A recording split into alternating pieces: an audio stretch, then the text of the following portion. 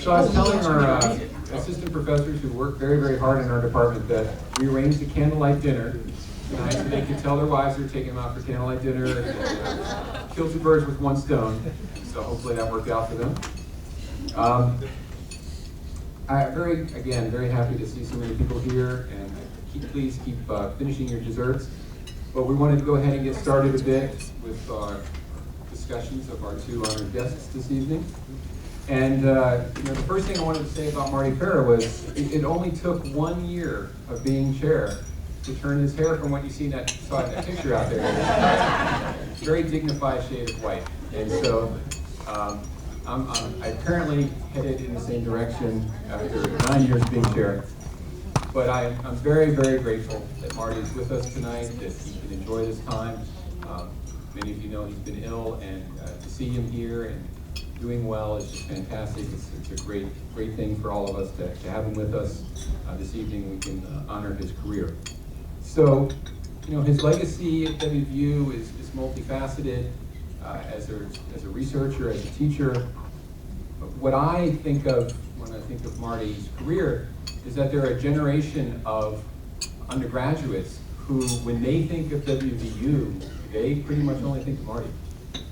He was their mentor, their advisor, their confidant, the guy they went to when they decided, well, maybe should I stay in physics or should I do something else, or everything. I've heard lots of stories and lots of questions come up to advisors, and he's fielded them all. And now he's retired, but he's teaching undergraduate quantum, and in the spring he was teaching GRE prep class.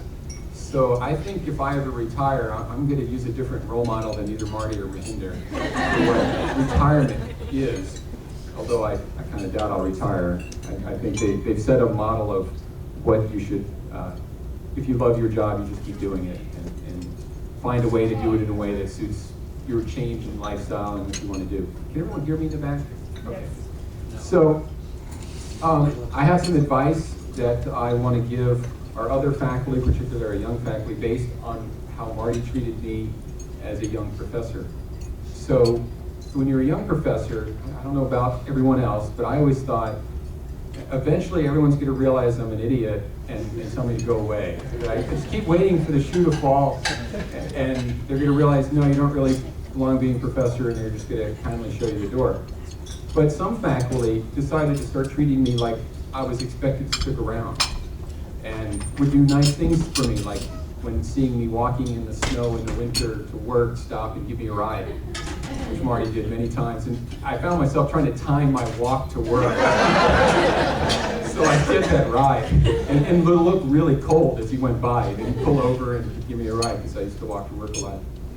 And he didn't know I used to time it. It's like, oh, Marty's gonna be walking. It's cold, I better get moving. So I get up there, because he was dropping his daughter off at middle school, and he was going back to work, and so he'd give me a ride, and that was great. It seems minor, but it made me think, well, if he thought I was on my way out and it wasn't going to matter, he wouldn't have given me a ride. He'd just let me freeze. So it's the little things like that that make you appreciate that you're going to be around and that you're part of the community, the department. So I very much appreciate Marty's kindness, and I'd say that's his other legacy in the department, that he's always been very kind and compassionate to his colleagues. So tonight I've asked Grant Bromhal, class of 1995, and a research colleague of Marty's now to speak on his behalf. And if anyone else has any comments afterwards, feel free to share them.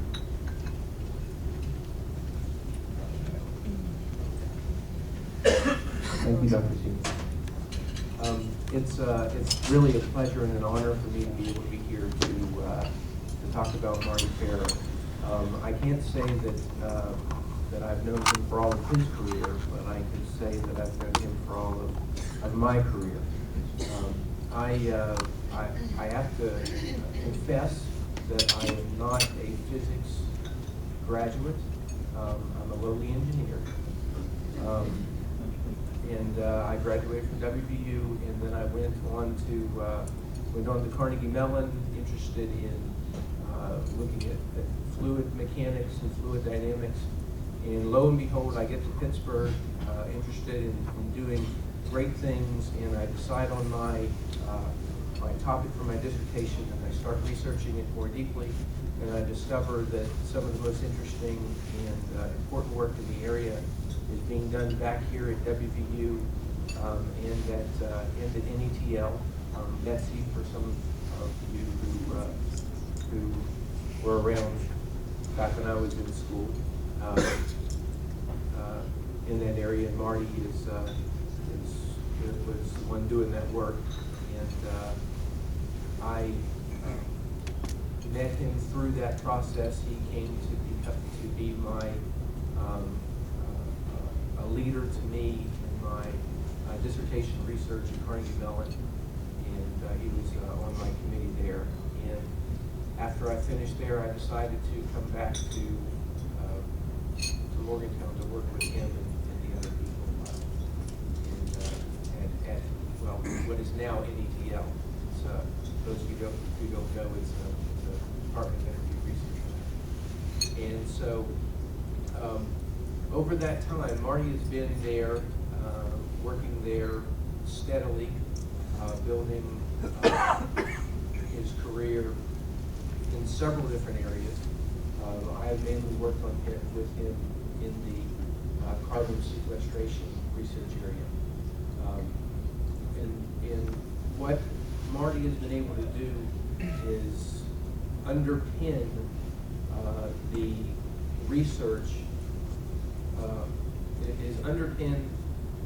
the processes that occur at a small scale in rocks and with the fluid dynamics to be able to scale them up to the larger scale. Essentially, he's been developing fundamental physical equations and relationships that allow us to be able to predict what occurs in injection of CO2 underground and carbon sequestration, in improving oil recovery and enhanced oil recovery. This has been important in terms of the rock physics relationships, in what many of you know as one of the new big resources, the Marcellus Shale, the fracking process. All of these things are a lot of the new knowledge coming out in these energy-related areas is directly informed by Marty's research, and the work that he's doing and that we're doing now is underpinning, especially as computational resources are expanding, and parallel computation is being enhanced. All these works are leading to the foundation for new and innovative research in these areas.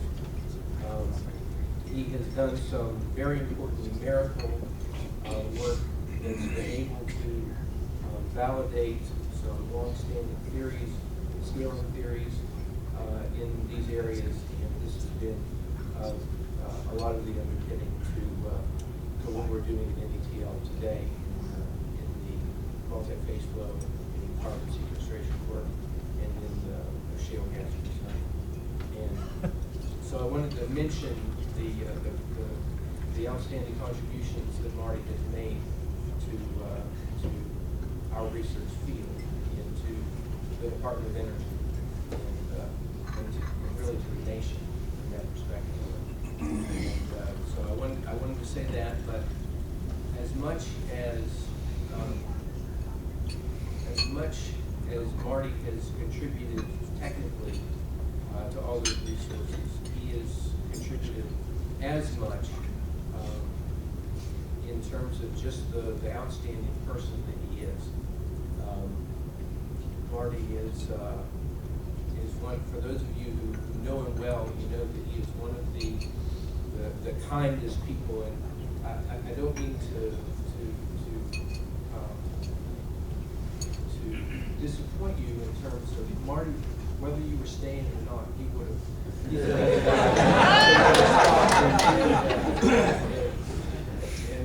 and picked you up if you were walking in the cold. I have been over the last 13 years with Marty, I have been,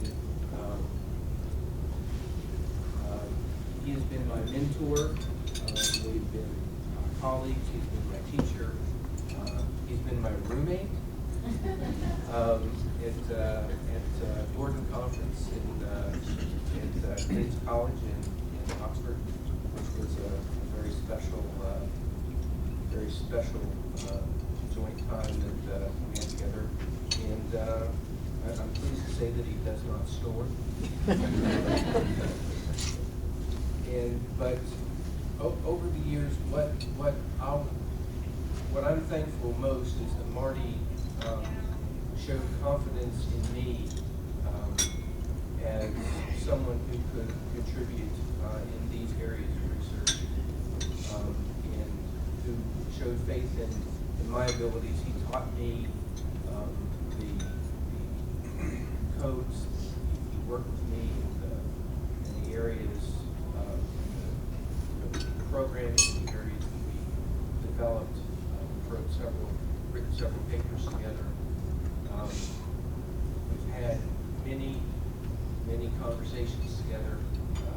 My favorite time at NETL, we don't get to do this as often anymore because times change and things are more busy and complicated, but my favorite time was when we had offices next to each other and when we had lunches together every day and talked about not just our research ideas, but about the history of the world and politics. And something we didn't always agree. Marty and I probably agreed more often than some of the others that joined us with us there. Family may never go to talk about it. But it has truly been an honor for me and a pleasure for me to be able to spend the last more than a decade of my life with Marty professionally and outside of the profession. And I want to say to everyone here who has had Marty as a part of their lives in their schools, how I want to share with you. We felt it not just because I wasn't lucky enough to have him as a teacher, but he has been truly that same wonderful person and mentor and guide even outside of school. And so, thank you, Marty. And, I really appreciate it.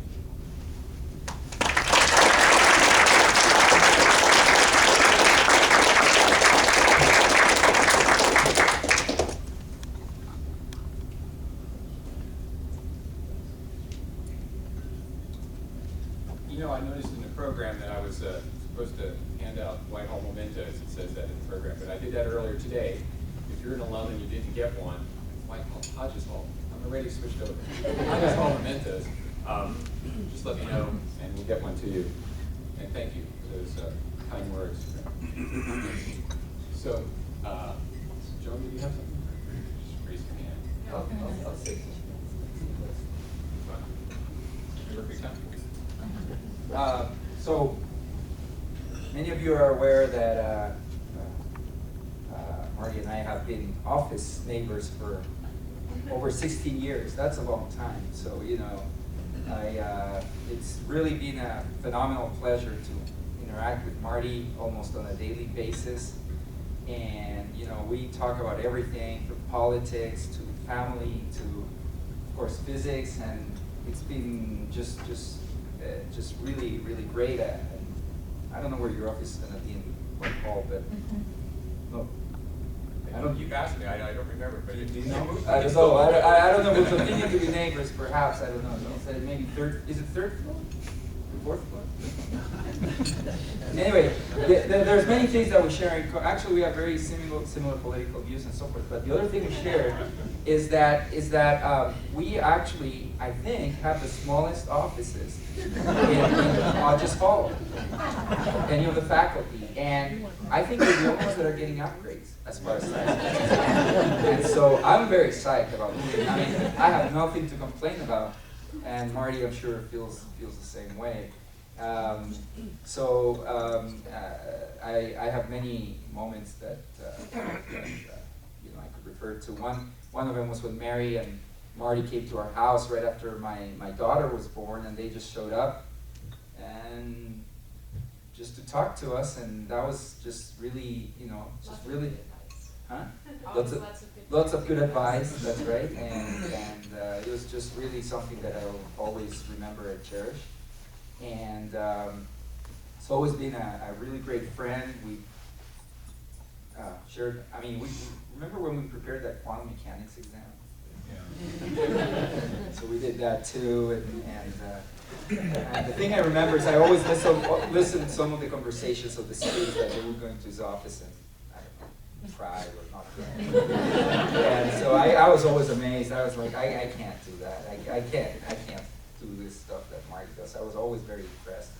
All the hours I would go in and he'd be preparing his next lecture. You'd think after like teaching this thing for like I don't know how long, he'd have it all done, which is what I would do. I would probably just wing it, right? But no, he was like he had to rewrite everything. And so it's just the attention to detail is really incredible. So anyway, I really enjoyed all these years being your office neighbor. Maybe we'll be neighbors again. It can be worked out.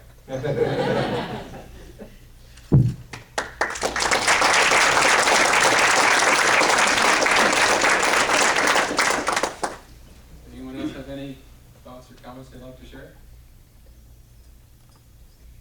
I don't do these things very often, so when we start to chat, how everything's supposed to go. But I very much appreciate David's comments, and I know Marty does as well. And I can go back and look at the plans and see what we can. I did, as a joke, I told the builders of Whitehall to make one office 1 inch narrower than its neighbor, and the other one, of course, 1 inch wider. And then I have a bet how long it will take that professor to find out there. Everyone who moves over there needs to bring their tape measure.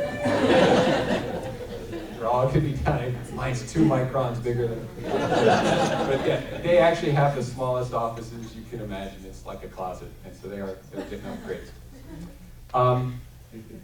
So let me turn our attention now to Professor Mohindar Seehra. And we've had this joke sort of going on today and yesterday. I can't use the R word because, as we say in the Deep South, I'm from them fighting words. So he's just not teaching anymore in the classroom. And we've been very grateful and lucky to have him continue to have a very active research program. You would not believe how much this guy publishes. I mean, I see that report come across my desk and I think, this guy's a machine. I mean, he's just always working. And he comes into my office and, faculty come and chat, which is great, but he often comes in and says, well, I've got this proposal and can you cost share on it? Okay, and then he comes back the next day with another proposal that he needs cost share on, and the next day with another proposal. He's still going strong. So we're very lucky to have him, and he's been wonderful with PhD students and master students. I think 30 master students and 15 PhD students. Is that correct? 12, something. And more postdocs than you can imagine have gone through his program, and many have had outstanding careers and continue to be national leaders. We have, and I'm very grateful for it, a lot of hotshot young scientists in our department, young faculty, and everyone should know that before they were the hotshot on campus, Mohindar was the hotshot on campus. He was the young guy who brought in the big research program and was the Sloan Fellow and was the Fellow of the American Physical Society. And he did all that with teaching 2 classes a semester with no electrical power except he had to share with Art, who turned on which magnet when. And, he built the research focus of the department. And without Mohindar, we would not have a research-intensive physics department. I don't think there's any doubt about his coming precipitated a lot of what we're very grateful to have in the department. And he's been a role model for me as I've migrated into administrative roles, to see him continue to be a great teacher. I remember when I came here, he was not feeling like he could teach full-time and or teach standing up. And so instead of taking the time off, he just taught sitting down. And I remember him teaching like that for a year. He would sit there and work from a chair because he was still going to teach. He was not going to give up and change what he wanted to do on a daily basis. And many of my students remarked how great his classes were and how much they enjoyed his teaching. So, and the other comment I'd make about Mohindar is, if you know him, you'll probably chuckle at this. You know, he's not the R word, but he still comes and tells me what to do sometimes. But he does it in a Mohindar way, right? He comes to my office and says hello, and we chat for a bit, and then he tells me what's on his mind, and maybe, you know, what he would do in a certain hypothetical situation. And then we chat for a while longer and catch up, and then he kind of, wanders out of my office without asking me exactly what I'm going to do or what decision I'm going to make. But when I come to make that decision, I know exactly what Mohindar would do. And his advice is always great advice. I mean, he's seen a lot of chairs come and go, and he's seen a lot of the university administrators come and go, and he's been very focused on his research and to have it of the highest quality. When I go to other departments around the country, and it still happens, they don't ask me how anyone is doing in the department. They say, how's Mohindar Seehra doing? Because everyone knows him in condensed matter physics. And that's what I hear when I go to places and I talk to some condensed matter folks. They say, how's Mohindar doing? WVU? What's he working on lately? So he's still very, very well known, very respected. And tonight I've asked Jerry Huffman, class of 1962 and 65, who's at Kentucky, to come share a few words about Mohindar and his career. Do that. Back here in this corner.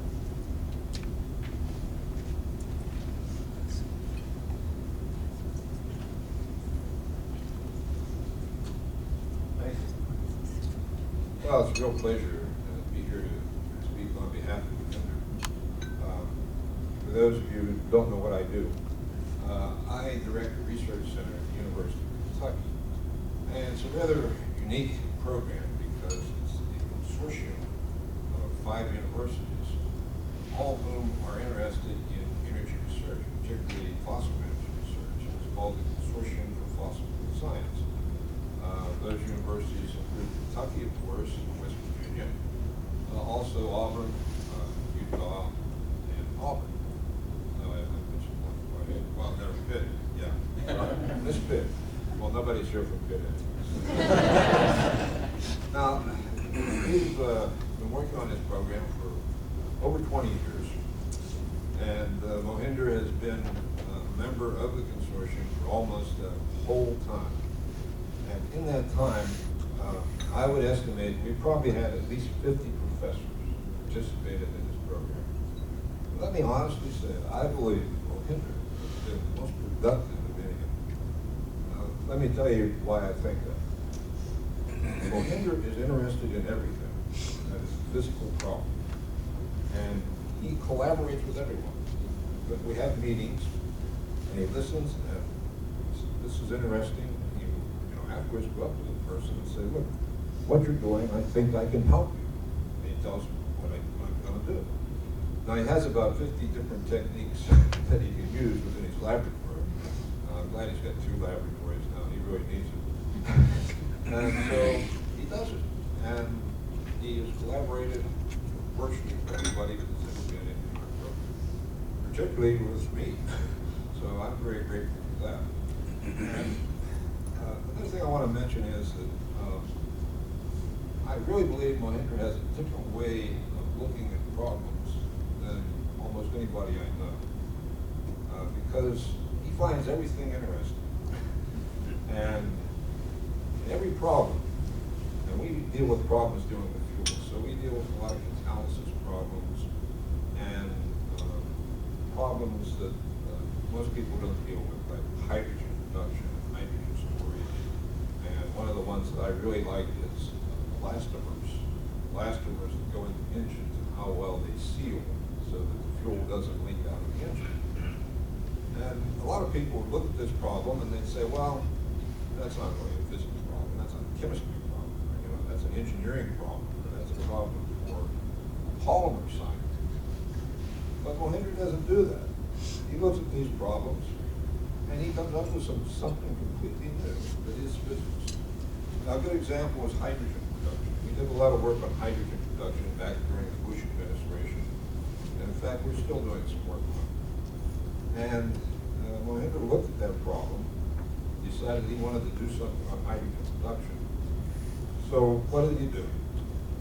I think he said to himself, I'm just saying this, well, what's the oldest method of hydrogen production? Electrolysis. What can I do about electrolysis?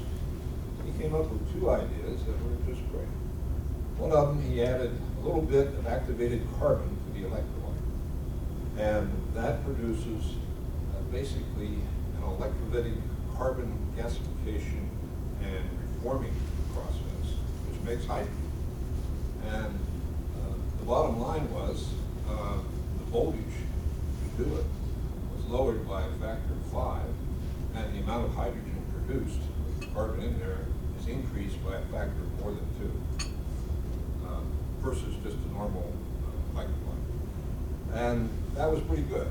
But this also produces carbon dioxide, it's a particular method. And as you all know, carbon dioxide is going to kill us all, right? You hear that on the radio every day, right? I talked to somebody about that earlier. But it is a serious problem. If you're going to do research in fossil energy, you've got to do something about it. So he came up with another method. He added a little bit of iron sulfate to make iron an electrolyte for the catalyst for the electrolysis process. And that worked just as well. So he's got two methods out there that are both great for improving electrolysis by a factor of about 4 or 5. That's typical. He also, in the area of catalysis, comes up with a lot of interesting ideas. For example, he comes up with great ideas for measuring the sizes of nanocatalysts. And he can do it with X-ray diffraction. He does it very well, right? Measuring the catalyst peaks. He can measure the average size of these nanoparticle catalysts to within a tenth of a nanometer. Very accurate. And he does it, you can do it by transmission electron microscopy too, but you're not going to investigate more than 100 particles with that thing. Whereas he is looking at the whole sample.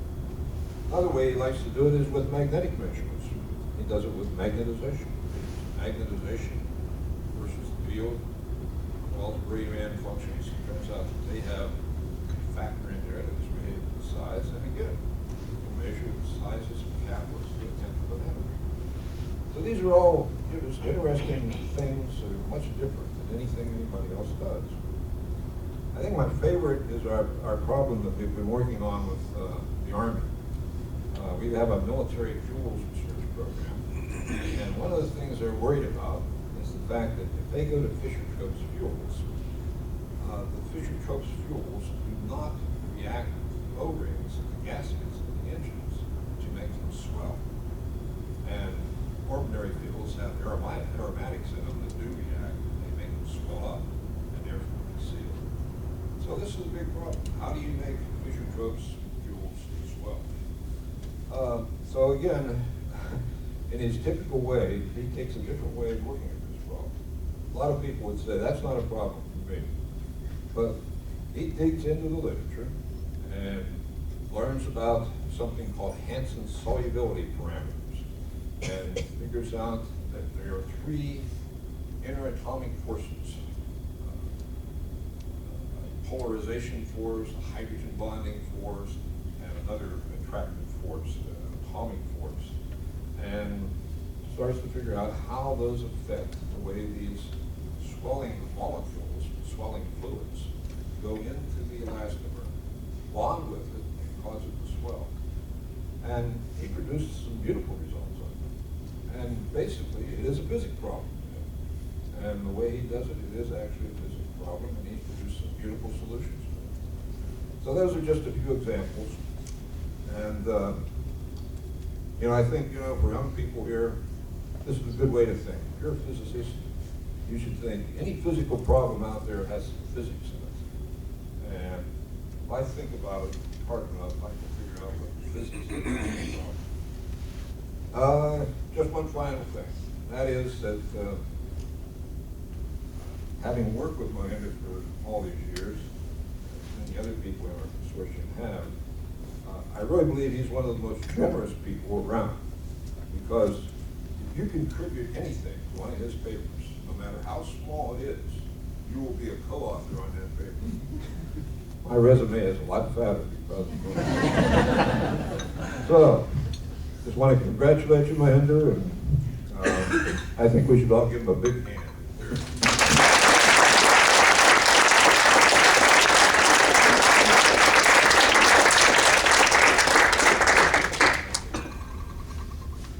So I know the Dean has a few comments, and Mohindar wanted to make a few comments, but go ahead.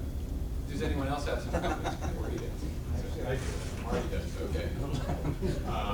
Earl, we're all just impressed with all what you've done with the new building and all the hard work put into it. And we just wanted to get you a couple things to help you adjust the new building. Want to trip somewhere far away?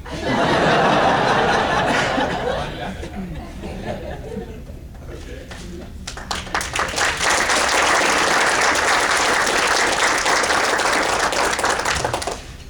Oh, so this would explain when Mark was chasing him around with the camera the other day. Very cool. So it's pictures of the building and construction and signatures, and me in my hard hat with my name on it, which always amuses all the workers there because then they know who I am, and I go, "How did you know me?" And then I realize it's on my hat. Thank you very much. I'll open this a little bit. Let me keep the focus on the Hinder for a moment. So did anyone else have some comments? Dick Bajura up there, long-term colleague.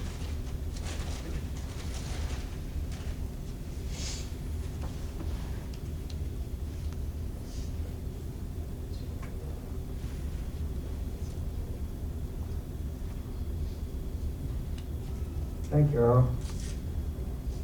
I'm Dick Bajura. I'm the director of the National Research Center for Coal and Energy here at West Virginia University. Mohindar and Mohindar's family, my family, came to Morgantown in 1969. We were in the same class, you might say. And we've been here a while, as you can see that. I also got to know Mohindar as a neighbor. We lived in the North Hills, and he was in the house directly behind us. I know family life was very important to Mohindar. We would often see him and his wife walking through the neighborhood. And I don't know if you know, but he, at that time, was a gardener. He had, I think, the best garden in the North Hills. I could see him out in the evenings in the summertime cultivating his garden. He was very smart. He put some posts in the ground and some chicken wire around so he could keep the animals out. I thought that was very clever. My garden could never match his. I saw him do one thing many, many years ago that I was quite surprised at. He had a lovely tree in the backyard. It was one that almost got hit by one of these gliders. Well, not glider, it's a hot air balloon. I guess that's what you call it. When the hot air balloon festival used to be at the airport, or they would come drifting over our house. Well, the hot air balloon landed in his backyard. And the trick in those days was, if they landed in your backyard, they had to give you a bottle of champagne. With 10 feet more, it would have been in my backyard. And we got the champagne. Well, what he did shortly after that was he went to this beautiful tree in his backyard and he cut it down. I mean, it was what you call a trimming job. It was a very aggressive trimming job. There was nothing left. And I thought he was trying to, well, get rid of the tree. But the next year it came out beautifully, and I think it's been beautiful ever since. So if you ever get some concerns about gardening, go to Mohindar. I think he can give you some good advice. I'd like to also offer a couple comments about Mohindar in his career as a researcher. And he then, want to tell you that unfortunately, not unfortunately, fortunately, Mohindar is not unique in his department. I've had the opportunity to work with people like Art Pavlovic, who I know is here, Barry Cooper, James Lewis, and I know that they work with other people. You've heard Jerry Huffman describe the way he worked with other people. He's not unique. Pavlovic and Mohindar worked with us on a program called the Generic Technology Center for Respirable Dust. I don't think Mohindar knew anything about respirable dust and its effects on humans, but as Jerry described, he was able to get into this topic and was a very big contributor in that area. Jerry talked with you about the work with the Consortium for Fossil Fuel Science.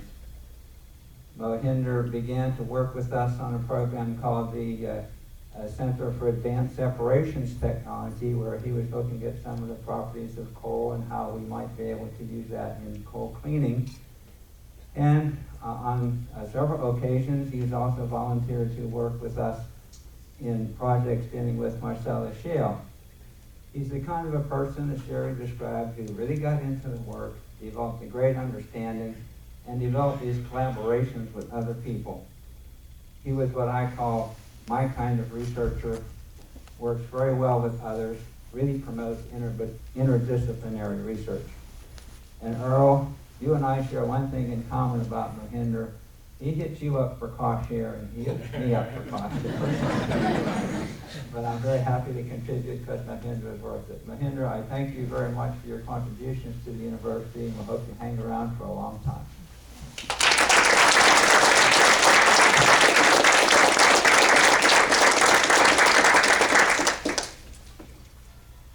I forgot to mention that both of Mohindar's daughters are able to be with us today. One lives in Australia, but fortunately, I think her husband's on sabbatical in the United States. So that's a great moment, I know, for him. We timed that just perfectly.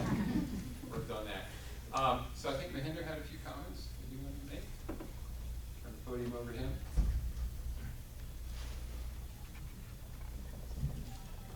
Well, I'd just like to thank Gary for taking a trip from Kentucky to come and say all these nice things. Bajura, thank you, all your support, trainer, all your support, and of course, all the chairs I worked with. Pavlovic, Dr. Elwick, who hired me, very supportive of all the chairs.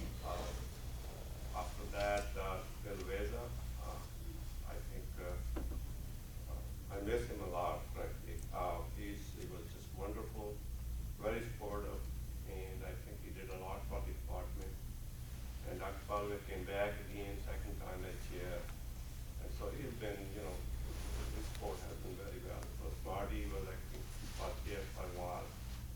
And then we had Larry Halliburton.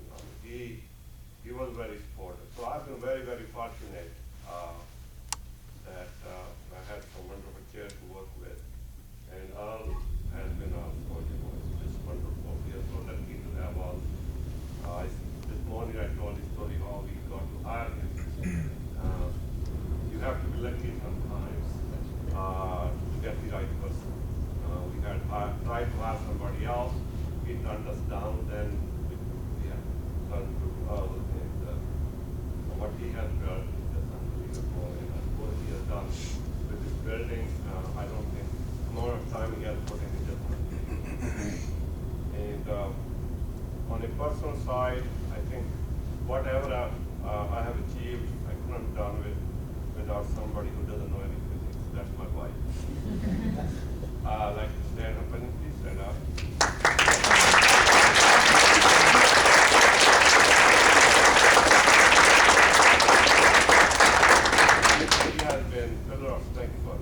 I had some health issues over the years, off and on, and she was just there for me. But without her, I probably couldn't have gone through some of those, difficult times. My children are here, very lucky to have both of them here. My grandkids are here. Uncle Joel, my elder daughter's husband, is some of my grad students and postdocs are here. I see Bajura, Harner is there, a couple of others, Steve I met, and so they are all the people, you know, I learned more physics, also a lot of physics from them as I try to teach them. So it's been really, really wonderful.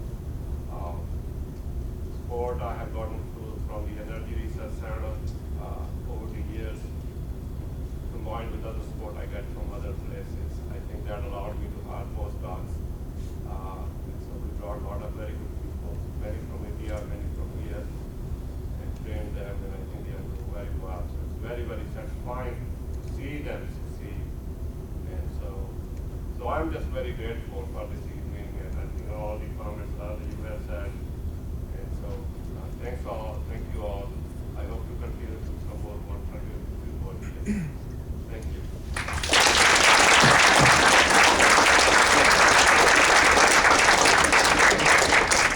I almost forgot something, and I'd be very embarrassed if I had. The couple of your former students sent me a note that I needed to read. So Prasanta Dutta and Susmita Paul, who live back at actually my hometown of Tampa, emailed me a note last night that they insisted I read tonight in your honor, so let me go through it here. WVU Physics has always been a nice place to work. During our stay there, we felt the entire department is like a very sweet family. Folks, please keep it up. However, this letter is about the respected Professor Seehra, who is a savant who has dedicated himself to the service of science and who has opened a new horizon for his hundreds of students and research fellows. Any farewell ceremony is a matter of sadness, but Professor Seehra lives always in the memory of his research fellows, colleagues, and associates. They know you're not retiring, right? Okay. He is a great man of pleasant personality, exceptional capability to teach and to train students. He is always easily accessible to students, fellows, and colleagues. Dr. Seehra has left a lasting impression upon all who have come in contact with him. We consider ourselves very fortunate to working several years with Dr. Seehra as research fellows. Regarding his outstanding research accomplishments, it is well recognized that he is among the top experimental researchers in terms of quantity and quality of his research publications. Professor Seehra's professional career has been dedicated to honest scientific advancement. We believe he has profoundly influenced a new generation of young scientists. Finally, we wish you, Professor Seehra, sound health and your tireless persuasion of research. That's actually what's written, but I think they mean pursuit of research in the different branches of science, ranging from materials science to physics, hydrogen fuel, coal chemistry, etc.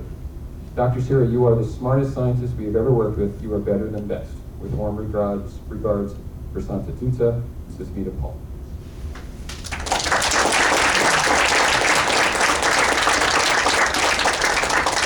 And now Dean Jones has a few remarks, special bit of ceremony.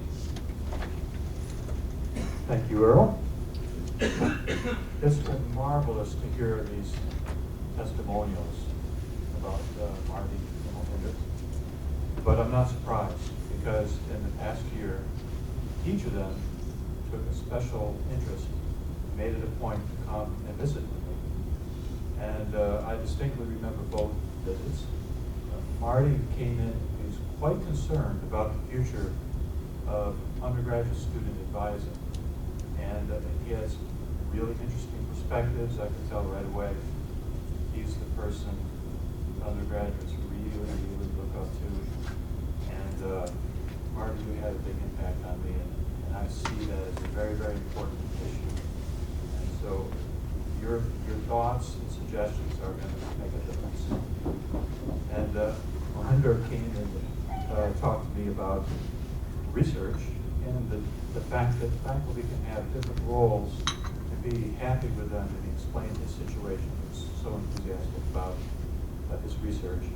But you know, I'm kind of disappointed that you haven't hit me up for cost sharing yet. I can do Fred. Oh, okay. Well, yeah, I have Fred King running interference for me. Okay, well, before we close this special evening, I'd like to take a moment to thank in person Dr. Seehra. Mohindar, you may be a little surprised by this, but would you please come join the podium? Sure, please.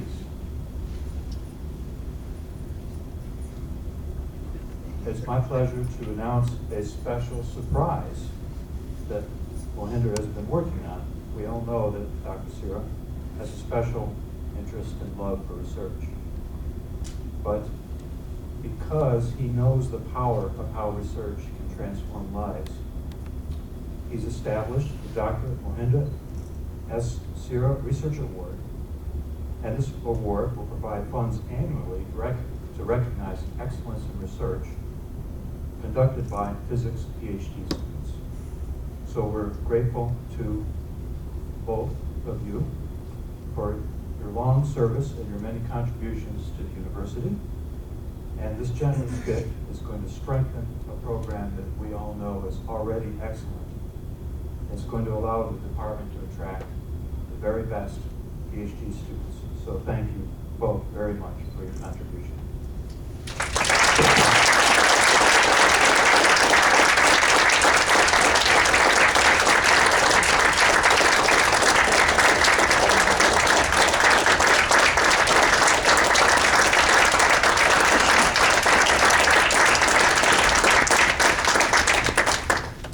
So I believe I'll turn it over to Earl one last time.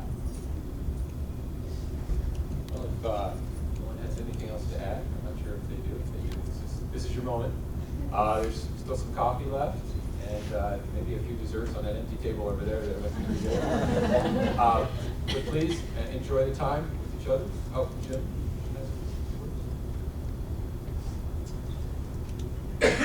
David was Marty's office neighbor. Jim's been our department neighbor for many years. Yes, along with Marty, I've been an old timer in Harvey's Law. Of course, statistics has been in and out of Harvey's Law over the years now. Yeah. I want to thank you for inviting me along. It means a lot to me. I think we have been very good neighbors. I'm old for physics, and we certainly enjoyed the time together. I want to say a couple personal things. Dawn, I know a lot of you, and I don't know some of you, but there are a couple of physicists that I have greatly respected. Bill Vasey is one. And Bill was a friend going back a long time ago, and some of you may not know him, but he was a remarkable individual. Another remarkable individual is called Harner. And I think along with all of you, we're very missed. And I wanted to come now to Marty. Marty and I, again, we've been in the same building for many, many years. And we've crossed paths many times because of that. And we haven't talked about philosophical things too much. But, you know, we have sort of colleague-type conversations. We're not the type that you do, not the deep type that, say, you did, perhaps, right beside him. But about 2 years ago, both Marty and I had unfortunate diagnoses of a similar type. And I just want to say that I have the most respect, Marty, for your positiveness, your strength in your battle with this. And I just want to wish you, future good health. I know you'll keep fighting this, and it's really been an honor to know you. And you've given me great hope this year. So thank you.